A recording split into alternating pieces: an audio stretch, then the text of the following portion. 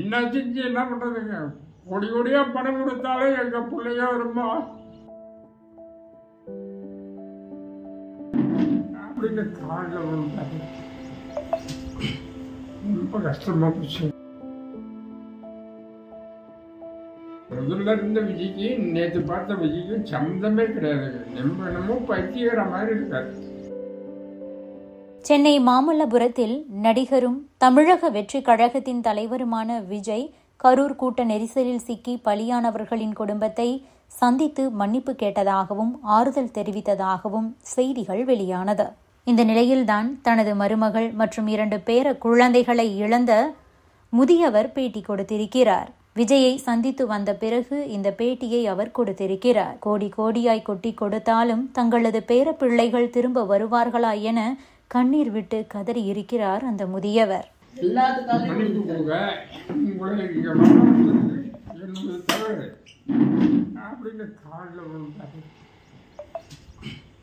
ரொம்ப கஷ்டமா போச்சு. ரொம்ப இழைச்சிட்டாரு. முதல்ல இருந்த விஜய்க்கு நேற்று பார்த்த விஜய்க்கு சம்மந்தமே கிடையாதுங்க. என்னமோ பைத்தியகிற மாதிரி இருக்காரு. நம்ம கூட தெரியும். நாங்கள் இங்கேருந்து அவரை போய் பார்க்கணுங்கிற அவசியமே கிடையாதுங்க. நீ யாரா போடா பண்ணி வீட்டில் படுத்துருக்கலாம். ஒரு மனிதாபிமானம் நம்மளே அங்கேருந்து கூப்பிட்டுருக்காங்களே, நிச்சயமாக போகலாம், போய் பார்த்துட்டு வரலாம், ஒன்றும் வேண்டாம் புறப்படுங்கன்னு சொல்லிட்டு நான் தான் எல்லாத்தையும் கூட்டிகிட்டு போனேன். போய் பார்த்தோம், செஞ்சோம், இருந்தோம்.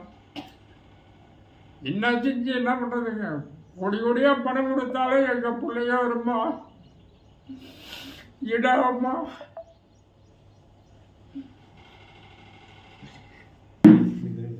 இதெல்லாம் கரெக்டாக 8:30 மணிக்கு இட்லி சப்பாத்தி எழுத்துக்கு வேணுங்கிறது.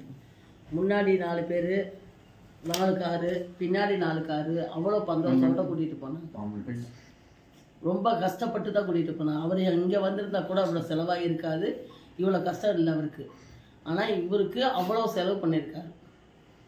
அவரை இப்போ நாங்கள் 8 பேர் போயிருந்தோம் எங்கள் குடும்பத்தில் இருந்து. அவர் மட்டும்தான் உள்ளார இருந்தார். ஒரு கேமராவோ ஒரு வீடியோவோ அவர் செல்லை கூட கமிட்டி தான் வச்சுருந்தார். அவர் ஆன் பண்ணியோ இது பண்ணணுமே இல்லை. அவருக்கு விநியோகம் பண்ணணும்னு அவசியம் இல்லை. இது அவர் சொந்த காசில் இவ்வளோ செலவு பண்ணணும்னு அவசியமே கிடையாது.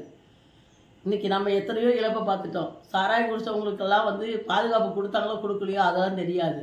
அன்றைக்கி அவங்களெல்லாம் யாரும் போய் பார்க்கல. அப்போ ஒரு பொன்மாடை போட்டுனா கூட உடனே வீடியோக்காரங்களை கூப்பிட்டு தான் பொன்மாடை போத்துறாங்க. சாதாரண பிறந்த நாளுக்கு கூட இன்றைக்கி இந்த அளவுக்கு கொண்டு போய் செஞ்சுக்கிறாங்கன்னா பார்த்துக்கோங்க. செய்யணும்னு அவசியம் கிடையாது. அவங்கள பார்க்க போகணும்னு எங்களுக்கு அவசியம் கிடையாது. மனிதாபிமானத்தில் கூப்பிட்டாங்க, நாங்களும் மனிதாபிமானத்தில் தான் போனோம். அவர் காசு கொடுக்கறதுக்காகையோ இல்லை இவங்க காசு கொடுக்கறதுக்காகவோ நாங்கள் கூப்பிட போகலை. அவரால் வர முடியல. இன்னும் மக்கள் யாரும் ரொம்ப கஷ்டப்படக்கூடாதுங்கிற எண்ணத்தில் தான் நாங்கள் போனோம். Subscribe to One India and never miss an update.